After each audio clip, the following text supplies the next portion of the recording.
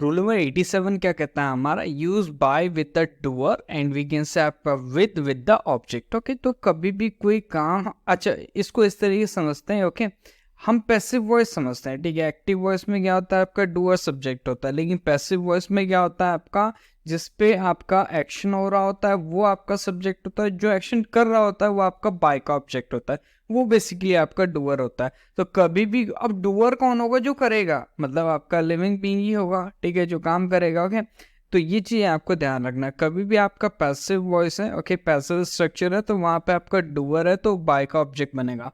Example देख लेते, क्या लिखा है आपका, the burglar broke the box, okay, by a hammer. Okay, तो यहाँ पे हैमर की बात हो रही, तो हैमर डूअर तो है नहीं, हैमर कुछ काम थोड़ी करता है। हैमर तो एक क्या है आपका औजार है, इंस्ट्रूमेंट है, जिसकी हेल्प से हम कुछ करते हैं। ओके, तो यहाँ पे जो आपका हैमर है ना, वो आपका क्या है, डूअर नहीं है, क्या है आपका ऑब्जेक्ट है। बेसिकली ऑब्जेक्ट मतलब कोई भी आपका वस्तु, ऑब्जेक्ट का मतलब वाला ऑब्जेक्ट नहीं, वर्ब का ऑब्जेक्ट प्रपोजिशन, ऑब्जेक्ट का मतलब यहाँ पे वस्तु है जिसकी मदद से कुछ किया जाता है। तो ये जो वस्तु लिखी होगी ना, तो ये आपकी बाय प्रेपोजिशन की ऑब्जेक्ट नहीं होगी, ध्यान रखना, विद प्रेपोजिशन की ऑब्जेक्ट होगी। तो क्या हो जाएगा, the burglar broke the box, okay, with a hammer. Okay, with a hammer क्या हो गया आपका, एक फ्रेज हो गया जो आपका क्या मैनर बता रहा है। ओके, किस मैनर में हमने काम करा। ओके, तो द बोगला आपका सब्जेक्ट है, नाउन फ्रेज है, ब्रोक आपका मेन वर्ब हो गया, द बॉक्स आपका ब्रोक वर्ब का ऑब्जेक्ट हो गया, ब्रोक वर्ड रिप्लाई मिला, द बॉक्स नाउन फ्रेज है। क्लियर है, तो यहाँ पे आप लोग समझ गए होंगे, जब आपका ऑब्जेक्ट होगा तो वो आपका विद प्रेपोजिशन का ऑब्जेक्ट होगा, जब आपका डूअर होगा तो बाय प्रेपोजिशन का ऑब्जेक्ट होगा। जिससे एक और एग्जांपल देख लेते, क्या लिखा है आपका, the circular was issued with the teacher. Okay, तो यहाँ पे टीचर जो है वो आपका ऑब्जेक्ट नहीं है, वस्तु नहीं है। ओके, टीचर आपका डूअर होगा, जिसने क्या सर्कुलर को क्या करा होगा, इशू करा होगा। ओके, तो ये आपको ध्यान रखना है। तो ये जो अगर टीचर डूअर है तो बाय प्रपोजिशन का ऑब्जेक्ट होगा, विद का नहीं। तो क्या हो जाएगा, the circular was issued by the teacher, by preposition, the teacher noun phrase जो बाय प्रपोजिशन का ऑब्जेक्ट हो गया। द सर्कुलर नाउन फ्रेज हो गया, द आर्टिकल क्या कर रहा है, सर्कुलर नाउन को मॉडिफाई कर रहा है, वाज ऑक्सिलरी वर्ब हो गया आपका, और इशूड क्या आपका पास्ट पार्टिसिपल फॉर्म हो गई वर्ब की, ये आपका पैसिव स्ट्रक्चर हो गया, B+V3। क्लियर है, तो ये चीजें आपको ध्यान रखनी है। बाय के बाद डूअर लिखना है आपको। ओके, क्योंकि आपका क्या होगा, पैसिव स्ट्रक्चर होगा, और विद के बाद जो होगा वो ऑब्जेक्ट होगा जिसकी मदद से कुछ काम किया गया होगा। लाइक आप कह सकते हैं विद के बाद आपका क्या होगा, एक इंस्ट्रूमेंट लिखा जाएगा। ओके, जो आपका किसी काम को करने में डूअर की मदद करी होगी जिसने, ओके, मदद ली होगी डूअर ने जिससे। चलिए, रूल नंबर 88 आपका क्या है, देखो रूल नंबर 88 बहुत अच्छा है, इंपॉर्टेंट है। ये क्या है लिखा है आपका, 20 years are a long duration. Okay, तो यहाँ पे देखो 20 years की हम बात कर रहे हैं, तो जब भी आपको ध्यान रखना है, जब भी हम क्या करते हैं, मेजरमेंट की यूनिट्स को हम क्या करते हैं, एक सिंगल यूनिट की तरह कंसिडर करते हैं, तो उससे हम उसके अकॉर्डिंग हम सिंगुलर वर्ब यूज करते हैं। अच्छा, इस चीज को ध्यान, इस चीज में तक कई कंफ्यूजन होती है, कई ज्यादा कंफ्यूजन होती है कि हमको पता ही नहीं चल पाता भाई कहाँ पे हमें सिंगुलर वर्ब यूज करना है, प्लूरल। सिंपल सी बात, एक ध्यान रखना है कि 20 years इधर लिखा हुआ है, बीच में इज है। ओके, अब इस को आइडेंटिफाई करो। अच्छा, बीच में इज छोड़ो, अभी आर देखो, इस आर को आइडेंटिफाई करो, ये आपका मेन वर्ब है या फिर आपका हेल्पिंग वर्ब है। ठीक है, हेल्पिंग वर्ब ये तब होगा जब इसके साथ कोई मेन वर्ब लिखा होगा, समझ रहे हो, और मेन वर्ब तब होगा जब इसके बाद क्या होगा, आपका कोई भी दूसरी वर्ब नहीं होगी। क्लियर है, अब यहाँ पे आर के बाद देखो अ लॉन्ग ड्यूरेशन लिखा है, तो ये आपका अ लॉन्ग ड्यूरेशन वर्ब तो है नहीं, तो इसका मतलब ये मेन वर्ब है।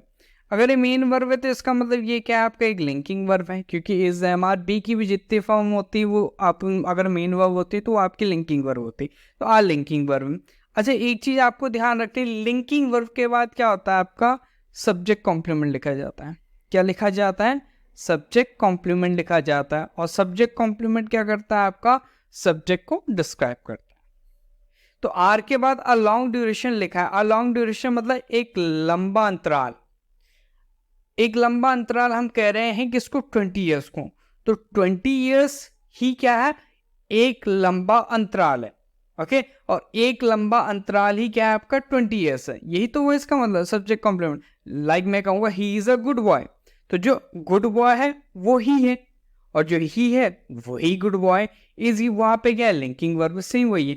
तो अगर मैं कह रहा हूँ 20 साल जो है वो एक लंबा ड्यूरेशन, कितना, एक लंबा ड्यूरेशन, तो इसका मतलब क्या है आपका, ये सिंगल यूनिट की तरह कंसिडर होगा, तो इसके अकॉर्डिंग क्या होगा आपका, इज यूज होगा, ना कि आर। तो क्या आ जाएगा, 20 years is a long duration. तो ये आपको ध्यान रखना, जब भी आपका मेजरमेंट का यूनिट, ठीक है, टाइम हो, मनी हो, अगर आपका सिंगल यूनिट की तरह कंसिडर हो तो उसके अकॉर्डिंग सिंगुलर वर्ब आएगा। एक और एग्जाम्पल यहाँ पे लिखा है, देखो क्या लिखा है आपका, 20 years has passed since I came here। तो यहाँ पे देखो आपका हैज आपका हेल्पिंग वर्ब और पास क्या है, मेन वर्ब। अब यहाँ पे देखो ये लिंकिंग वर्ब नहीं, ये एक्शन वर्ब। एक्शन वर्ब है तो 20 years आपका सब्जेक्ट हो गया, ठीक है, सब्जेक्ट तो उधर भी था 20 years, ठीक है, लेकिन यहाँ पे एक्शन वर्ब हो गया। अब यहाँ पे 20 साल गुजरने की बात हो रही है, ठीक है, ओके, 20 साल गुजरने की बात हो रही है, मतलब एक एक करके गया हुआ। अब यहाँ पे आपका सिंगल यूनिट की तरह कंसिडर नहीं हो रहा है, डिफरेंट यूनिट की तरह ये चीज कंसिडर हो रही है। तो जब भी आपका मेजरमेंट यूनिट डिफरेंट यूनिट की तरह कंसिडर होगी तो उसके अकॉर्डिंग आपका प्लूरल वर्ब यूज होगा। तो क्या होगा, 20 years have passed since I came here, ठीक है। तो ये चीज आपको ध्यान रखना है, सिंपल सा फंडा ये ध्यान रख लो। अगर आपका लिंकिंग वर्ब है उसके बाद कॉम्प्लीमेंट है, तो जो आपका यूनिट होगा वो आपका क्या होगा, सिंगुलर कंसिडर होगा, ठीक है। ध्यान से देखना, कई बार क्या होता है डिफरेंट तरीके के क्वेश्चन पे आते हैं, ठीक है। कई बार क्या होगा आपका कॉम्प्लीमेंट प्लूरल बता देगा, ठीक है। तो एक मोस्ट ऑफ द टाइम में जो केस आता है एग्जाम में वो यही आता है कि कॉम्प्लीमेंट लिखा रहता है, ठीक है, आफ्टर द लिंकिंग वर्ब, और वो कॉम्प्लीमेंट सिंगल यूनिट की तरह क्या कर, सिंगल यूनिट को क्या करता है, संबोधित करता है, रेफर करता है, तो उसके अकॉर्डिंग क्या होगा आपका सिंगुलर वर्ब लिखा जाता है।